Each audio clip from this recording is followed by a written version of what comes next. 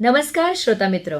ભારત તહેવારો અને ઉત્સવોની ભૂમિ છે. આપણી સંસ્કૃતિમાં ઉત્સવ એ માત્ર આનંદનું સાધન નહીં, પરંતુ આસ્થા અને સમર્પણનું પર્વ છે. સોમનાથ સ્વાભિમાન પર્વ બાદ જ્યારે સમગ્ર ગુજરાત ભક્તિમય વાતાવરણમાં ડૂબેલું છે, ત્યારે બે મોટા ઉત્સવો આપણી સમક્ષ આવી રહ્યા છે. આગામી 30મી જાન્યુઆરીથી અંબાજીના આંગણે ત્રિદિવસીય 51 શક્તિપીઠ પરિક્રમા મહોત્સવનો પ્રારંભ થઈ રહ્યો છે. તો બીજી તરફ મહાશિવરાત્રી પર્વ પર જૂનાગઢના ગિરનારની તળેટીમાં ભવનાથનો મેળો આ વખતે અભૂતપૂર્વ સ્તરે યોજવા જઈ રહ્યો છે. ત્યારે આ બંને આયોજનો પાછળની તૈયારીઓ, તેનું ધાર્મિક મહત્વ અને શ્રદ્ધાળુઓની સુવિધા આ વિશે વિગતવાર જાણકારી મેળવવા માટે આજે આપણી સાથે સ્ટુડિયોમાં જોડાયા છે ગુજરાત પવિત્ર યાત્રાધામ વિકાસ બોર્ડના સચિવ શ્રી રમેશ મેરજાજી. ખૂબ ખૂબ સ્વાગત છે સર આપનું આ કાર્યક્રમમાં. સૌથી પહેલા તો આપણે અંબાજીથી શરૂ કરીએ. 30મી જાન્યુઆરીથી જે 51 શક્તિપીઠ પરિક્રમા મહોત્સવ શરૂ થઈ રહ્યો છે, એના વિશે અમારા શ્રોતાઓને જણાવજો કે આ મહોત્સવની સંકલ્પના શું છે. નમસ્કાર. અંબાજી ખાતે ગબ્બરની તળેટીમાં તૈયાર કરવામાં આવેલ 51 શક્તિપીઠ પરિક્રમા માર્ગ એ વિશ્વનો એકમાત્ર એવો પ્રોજેક્ટ છે કે જ્યાં શ્રદ્ધાળુઓ એક જ સ્થળે તમામ 51 શક્તિપીઠોના દર્શન કરી શકે. જે ભક્તો ભારતભરના કે વિદેશના શક્તિપીઠોએ જઈ શકતા નથી, તેઓ અહીં આદ્યશક્તિના તમામ સ્વરૂપોની વંદના કરી શકે. આગામી 30મી જાન્યુઆરીથી 1લી ફેબ્રુઆરી દરમિયાન આ મહોત્સવ ભવ્ય રીતે 3 દિવસ સુધી યોજાનાર છે. આ 3 દિવસના કાર્યક્રમની રૂપરેખા શું રહેશે અને આમાં કોણ કોણ સહભાગી થવા જઈ રહ્યું છે? શું આયોજન છે આખું? આપે સુંદર વાત કરી. આ મહોત્સવમાં રાજ્યના માનનીય મુખ્યમંત્રી શ્રી, મંત્રીમંડળના સદસ્યો, અન્ય પદાધિકારીઓ, સાધુ સંતો, હજારો માઈ ભક્તો જોડાશે. દરરોજ સવારે પાદુકા પૂજન, જ્યોતયાત્રા, વિવિધ મંડળો દ્વારા ભજન અને સાંજે મહાઆરતીનું આયોજન કરવામાં આવે છે. વિશેષ કરીને બનાસકાંઠાના ગ્રામીણ વિસ્તારોમાંથી મોટી સંખ્યામાં લોકો પગપાળે પણ આવવાના હોય છે. આવનાર યાત્રિકો માટે જુદી જુદી ભોજનાલય માટે જુદા જુદા મંડપ, ટેબલ ખુરશી, લાઇટિંગ, શૌચાલય, સીસીટીવી કેમેરા, હાથ ધોવાની સુવિધા વગેરેનું આયોજન કરવામાં આવતું હોય છે. બરાબર. એટલે તમે હમણાં વાત કરી કે બહુ મોટી સંખ્યામાં લોકો આ મહોત્સવમાં સહભાગી થવાના છે. તો આટલી મોટી સંખ્યામાં જ્યારે લોકો ઉમટી પડતા હોય છે, ત્યારે પરિક્રમા માર્ગ પર યાત્રાળુઓ માટે કોઈ અન્ય ખાસ સુવિધા કરવામાં આવી છે કે નહીં? હા, ચોક્કસ. અમે શ્રદ્ધાળુઓની સુરક્ષા અને સુવિધાને પણ સર્વોપરી રાખી છે. પરિક્રમા માર્ગ ઉપર પીવાનું પાણી, medical help desk, signages board વગેરે મૂકવામાં આવ્યા છે. ગબ્બર ઉપર જવા માટે રોપવેની પણ વ્યવસ્થા સુદૃઢ કરવામાં આવી છે. આ ઉપરાંત ભક્તોને પ્રસાદ અને રહેવા જવાની કોઈ તકલીફ ન પડે તે માટે બનાસકાંઠા જિલ્લા વહીવટીતંત્ર તથા આરાસુરી અંબાજી ટ્રસ્ટ અને ગુજરાત પવિત્ર યાત્રાધામ વિકાસ બોર્ડ દ્વારા પૂરતું આયોજન કરાયું છે. તો હમણાં જે આપણે વાત કરી હતી શક્તિપીઠ, જે 51 શક્તિપીઠ પરિક્રમા મહોત્સવ છે, તો આ મહોત્સવની જે સંકલ્પના છે અને એનું જે આયોજન છે આ વર્ષનું, એના વિશે થોડી વિગતવાર માહિતી આપજો અમારા શ્રોતાઓને. જી જરૂર. કે આપણું યાત્રાધામ અંબાજી છે, ત્યાં ગબ્બર પર્વત ખાતે તમામ વિશ્વભરોના શક્તિપીઠોનું એક જ સ્થળે દર્શન થઈ શકે એ હેતુથી 51 શક્તિપીઠની પરિક્રમા પથનું નિર્માણ કરવામાં આવેલ છે. તત્કાલીન મુખ્યમંત્રી અને હાલના વર્તમાન વડાપ્રધાન શ્રી નરેન્દ્ર મોદીએ વર્ષ 2008માં ખાતમુહૂર્ત અને ભૂમિપૂજન કર્યું હતું. વર્ષ 2014માં મહાસુદ ચૌદસના દિવસે શ્રી 51 શક્તિપીઠ પરિક્રમા પથનું લોકાર્પણ કરવામાં આવ્યું અને તે સમયથી આ દિવસે ત્રિદિવસીય મહોત્સવનું આયોજન કરવામાં આવે છે. વર્ષ 2022થી રાજ્ય કક્ષાએથી શ્રી 51 શક્તિપીઠ પરિક્રમા મહોત્સવનું આયોજન કરવામાં આવે છે. આ દરમિયાન સરસ્વતી, શક્તિ અને ભક્તિનો અદ્ભુત સમન્વય આ મેળા દરમિયાન થતો હોય છે. અંબાજી મંદિર એ વિશ્વનું એક વિશિષ્ટ મંદિર છે, જ્યાં કોઈ દેવીની મૂર્તિ પૂજા થતી નથી, પરંતુ એક પવિત્ર પૂજા યંત્રની પૂજા કરવામાં આવે છે. આ શ્રી યંત્ર માટે એવું માનવામાં આવે છે કે ઉજ્જૈન અને નેપાળના શક્તિપીઠોના મૂળ યંત્ર સાથે સંકળાયેલું છે. વિશ્વનું એકમાત્ર એવું શક્તિપીઠ છે કે જ્યાં આરતીમાં વચ્ચે 1 મિનિટનો વિરામ લેવામાં આવે છે. આ વિરામ દરમિયાન પૂજારી પોતાની આંખે પાટા બાંધી અને પ્રજ્વલિત આરતી દ્વારા માં અંબાના શ્રીયંત્રની વિશેષ પૂજા કરે છે. અંબાજીમાં અજય માતાનું પણ એક દિવ્ય અને ભવ્ય મંદિર આવેલું છે.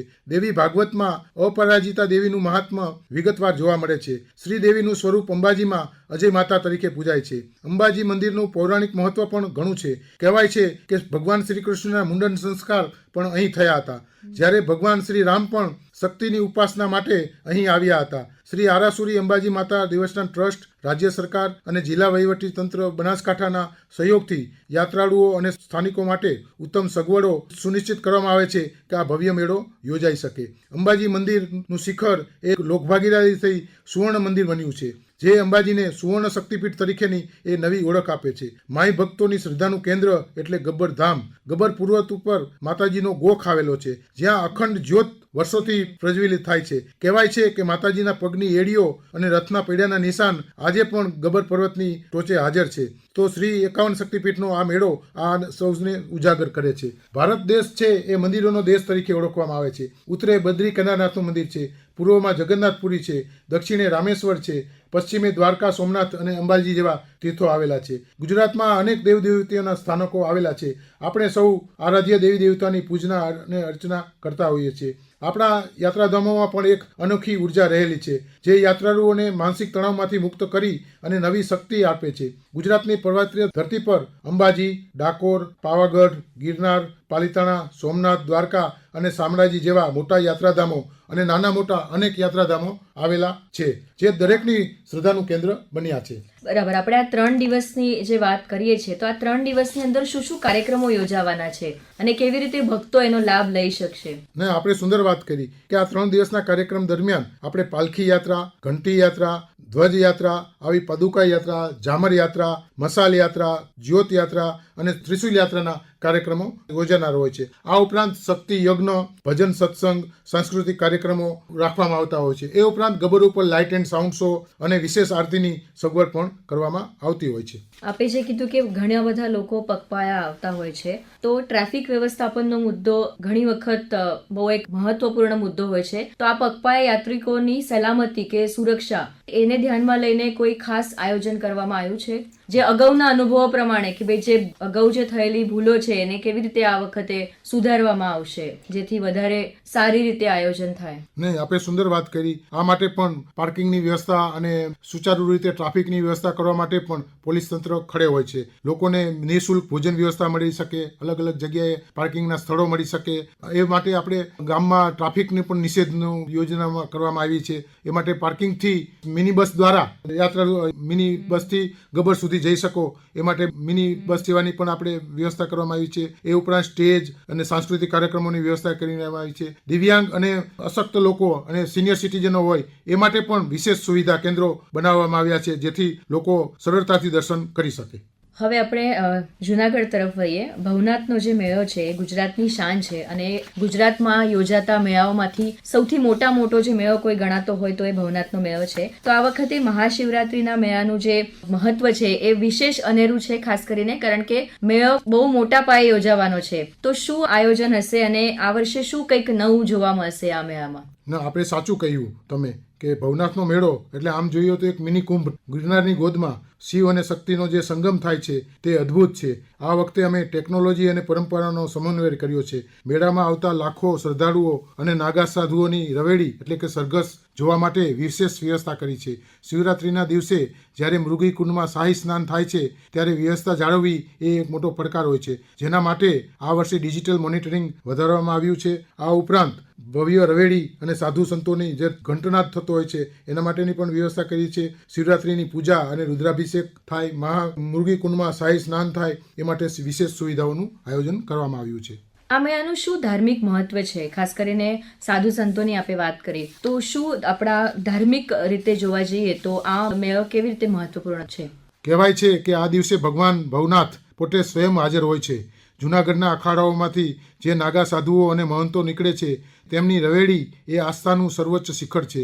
દેશભરના સાધુઓ અહીં આવે છે અને આ ભક્તો માટેનો ફક્ત મનોરંજનનો મેળો નથી, પણ એક આધ્યાત્મિક અનુભૂતિનો મેળો છે.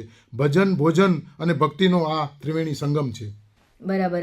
ભવનાથમાં પણ મોટી સંખ્યામાં લોકો આવવાના છે, તો ક્રાઉડ મેનેજમેન્ટ એટલે ભીડ વ્યવસ્થાપન આ એક સૌથી મોટો વિષય હશે. તો એના માટે બોર્ડ દ્વારા પોલીસ તંત્રને સાથે રાખીને કોઈ ખાસ પગલાં કે કોઈ ખાસ આગોતરા આયોજન કરવામાં આવ્યા છે? જી, રાજ્ય સરકાર અને જિલ્લા વહીવટી તંત્ર દ્વારા સુરક્ષા, સ્વચ્છતા, આરોગ્ય સુવિધાઓ અને યાત્રિક સુવિધાઓ માટેની જોગવાઈ કરવામાં આવી છે. આ ઉપરાંત ટ્રાફિક, પાર્કિંગ અને એકતરફી માર્ગ કરવો એ માટેની સુવિધાઓ કરવામાં આવેલી છે. બીજી એક અગત્યની બાબત હોય છે એ શ્રદ્ધાળુઓની સુવિધા, જેના વિશે આપ વાત કરી આપે. પણ એક પ્લાસ્ટિકનો મુદ્દો હંમેશા ચર્ચામાં હોય છે. જ્યારે પણ કોઈ મેળાવડો થાય છે, મોટી સંખ્યામાં લોકો ભેગા થતા હોય છે, ત્યારે આપણને ઘણી વખત જોવા મળે છે કે પ્લાસ્ટિકનું પ્રદૂષણ બહુ મોટા પાયે થતું હોય છે. તો પ્લાસ્ટિક પ્રદૂષણ અટકાવવા માટે આ મેળામાં પવિત્ર યાત્રાધામ વિકાસ બોર્ડ દ્વારા કોઈ ખાસ આયોજન કરવામાં આવી રહ્યું છે, જેથી આનો નિકાલ થાય અથવા તો ઓછામાં ઓછું પ્લાસ્ટિક લોકો વાપરે, કોઈ વ્યવસ્થા ખાસ? જી, આપે સુંદર વાત કરી કે આ માટે સુંદર આયોજન પણ જિલ્લા વહીવટીતંત્ર દ્વારા કરવામાં આવ્યું છે. આમ તો સ્થાનિક રીતે જ લોકોને જાગૃત કરવામાં આવ્યા છે કે લોકો પ્લાસ્ટિકનો ઓછો ઉપયોગ કરે અને પોતાની સાથે પ્લાસ્ટિકની થેલીઓ અને પ્રતિબંધિત વસ્તુઓ ન લાવે અને સાદા કાગળ અથવા તો કપડાની થેલીઓ જ લાવે. એ ઉપરાંત ત્યાં અમુક પ્રતિબંધાત્મક જાહેરનામા બહાર પાડીને પણ આ વસ્તુનો અટકાવવાનો પ્રયાસ કરવામાં આવ્યો છે. એ ઉપરાંત બોટલો હોય તો ત્યાં બોટલ ક્રશર મશીનો રાખવામાં આવ્યા છે, ત્યાં કલેક્શન માટેના સેન્ટરો રાખવામાં આવ્યા છે, ત્યાં ડસ્ટબિનો પણ રાખવામાં આવી છે જેથી કચરો લોકો ડસ્ટબિનમાં જ ફેંકે. આ માટેની સુંદર વ્યવસ્થા સુચારુ રીતે કરવામાં આવનાર છે. બરાબર. તો ભવનાથના મેળામાં આ વર્ષે શું નવા આકર્ષણો છે? એટલે એમાં કદાચ સંખ્યામાં વધારો છે કે કાર્યક્રમમાં જ એક કદ વધારવામાં આવનાર છે? નહીં, કાર્યક્રમમાં જ કદ વધારવામાં આવ્યું છે કે જેથી લોકો મોટી સંખ્યામાં ભાગ લઈ શકે. આપણે પહેલા વાત કરીએ તો પ્રથમ દિવસે કે એટલે કે 11મી ફેબ્રુઆરી 2026ના રોજ મેળાની શરૂઆત થશે. ત્યારે મેળાનો પ્રારંભ થશે અને મંદિરમાં મંથન અને દિવ્ય ઐક્ય માટે આરંભિક ભજન અને કીર્તન કરવામાં આવશે અને શ્રદ્ધાળુઓને એમાં સહભાગી બનાવવામાં આવશે. આ ઉપરાંત ભજન, સત્સંગ, અન્નક્ષેત્રોનો લોકો લાભ લે છે. પ્રસાદ વિતરણ પણ લોકો લાભ લઈ શકે છે. એ ઉપરાંત લોક સાંસ્કૃતિક કાર્યક્રમો કરવામાં આવે છે, વિવિધ સાધુ સંતોની સભાઓ કરવામાં આવે છે, ભજન સંગીત યોજવામાં આવતું હોય છે. એ ઉપરાંત અલગ અલગ સુવિધાઓની વાત કરીએ તો સલામતી છે, ટ્રાફિક વ્યવસ્થા છે, એનું પણ ખૂબ યોગદાન રહેલું હોય છે. ભવનાથ શિવરાત્રી મેળાનું આયોજન જૂનાગઢમાં ગિરનાર પર્વતમાળા જે તળેટી છે ત્યાં થતું હોય છે. આ વર્ષે મહાશિવરાત્રિના દિવસે લાખો શ્રદ્ધાળુઓ ભાગ લે તે માટે સરકારે દ્વારા યોજનાનું યોગદાન મહત્વપૂર્ણ છે. રાજ્ય સરકાર અને સ્થાનિક પ્રશાસન મેળાના આયોજનમાં સક્રિય ભૂમિકા ભજવે છે. એમાં સુવિધાઓ, સલામતી અને ટ્રાફિક વ્યવસ્થાનો સમાવેશ થાય છે. સરકાર દ્વારા મેળાના સ્થળ પર પીવાના પાણી, સફાઈ, વીજળી અને આરોગ્યની સુવિધા કરવામાં આવે છે. એ ઉપરાંત આપણે જે વાત કરીએ એમ સલામતી માટે પણ પોલીસ અને સુરક્ષા દળોની તૈનાતી કરવામાં આવે છે જેથી શ્રદ્ધાળુઓને સુરક્ષિતતાનો અનુભવ થાય. ટ્રાફિક વ્યવસ્થાનું પણ આયોજન કરવામાં આવે છે. સરકાર દ્વારા ટ્રાફિક નિયમન માટે ખાસ યોજનાઓ બનાવવામાં આવી છે જેમાં વન વે રૂટ્સ તથા નો પાર્કિંગ ઝોનનું પણ આયોજન કરવામાં આવ્યું છે. સરકાર દ્વારા મેળાને વૈશ્વિક સ્તરે પ્રમોટ કરવા માટે પણ પ્રયાસો કરવામાં આવે છે જેથી વધુમાં વધુ પ્રવાસીઓ અને શ્રદ્ધાળુઓ આકર્ષાઈ શકે. આ માટે જુદી જુદી વાડીઓ અને ગેસ્ટ હાઉસોમાં પણ ટુ વ્હીલરની પાર્કિંગની વ્યવસ્થાઓ પણ કરવામાં આવેલી છે. બરાબર. તાજેતરમાં જ આપણે જોયું કે સોમનાથ ખાતે સોમનાથ સ્વાભિમાન પર્વ ઉજવાઈ ગયો અને એક બહુ મોટી ઘટના હતી એ કે 1000 વર્ષ હુમલાને થવાના હતા અને પ્રધાનમંત્રી પોતે આ મહોત્સવમાં સહભાગી થયા હતા. અને ત્યારબાદ રાજ્ય સરકારે આખા એક વર્ષ દરમિયાન આ ઉજવણી કરવાની જાહેરાત કરી હતી. તો આ બધી સમગ્ર જે બાબત છે એને આપ કેવી રીતે જુઓ છો અને પવિત્ર યાત્રાધામ વિકાસ બોર્ડ પણ આમાં કેવી રીતે સહભાગી બનશે આવનાર દિવસોમાં? ના, આપણે સુંદર વાત કરી કે ગુજરાત પવિત્ર યાત્રાધામ બોર્ડ છે એ મેળા અને ઉત્સવોનું પણ આયોજન કરતા હોય છે. તાજેતરમાં 51 શક્તિપીઠનો જેમ આપણે વાત કરી મેળો આવનાર છે. એ ઉપરાંત નર્મદા પરિક્રમા પણ આવનાર છે. એ ઉપરાંત શિવરાત્રિના મેળાની વાત કરી એ પણ આવનાર છે. તો આ બધા મેળાનું સુંદર રીતે આયોજન થાય તે માટે ગુજરાત સરકારે પણ સતત જિલ્લા વહીવટીતંત્ર અને પોલીસ વહીવટીતંત્ર વચ્ચે સંકલન કરી અને સુંદર રીતે આયોજન થાય તે માટેની કમર કસી છે. જે પણ લોકો મેળામાં સહભાગી થવા ઈચ્છે છે એના માટે શું આપ સંદેશ આપશો કે કેવી રીતે લોકો આમાં ભાગ લઈ શકશે? આવો, આસ્થા તમારી અને વ્યવસ્થા અમારી, વિકાસ બી અને વિરાસત બી, એ મંત્ર રાખી અને ગુજરાત સરકાર અને ગુજરાત પવિત્ર યાત્રાધામ બોર્ડ ચાલી રહ્યું છે.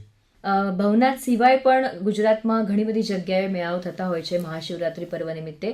તો એમાં કોઈ મેળામાં પવિત્ર યાત્રાધામ વિકાસ બોર્ડની ભૂમિકા છે? જી જરૂર. ગુજરાતમાં અન્ય અલગ જગ્યાએ પણ આપણા શિવરાત્રિના મેળાઓ થતા હોય છે તો ત્યાં પણ લોકલ પ્રશાસનને સાથે રાખી અને આનું આયોજન કરવામાં આવતું હોય છે. ખૂબ ખૂબ આભાર સર. અંબાજી અને ભવનાથમાં જે આગામી સમયમાં ભવ્ય આયોજનો થવાના છે એના વિશે અમારા શ્રોતાઓને ખૂબ સરસ માહિતી આપી. આશા છે કે આ બંને આયોજનોમાં ઘણા બધા લોકો સુખરૂપ દર્શન કરી શકે અને આ મેળાઓ સફળ રહેશે. શ્રોતા મિત્રો, આસ્થાના આ મહાપર્વમાં આપ સૌ સહભાગી બનો તેવી શુભેચ્છાઓ સાથે આપ સૌની રજા લઈએ છીએ. આજનો આ કાર્યક્રમ અહીં સમાપ્ત કરીએ છીએ. ધન્યવાદ.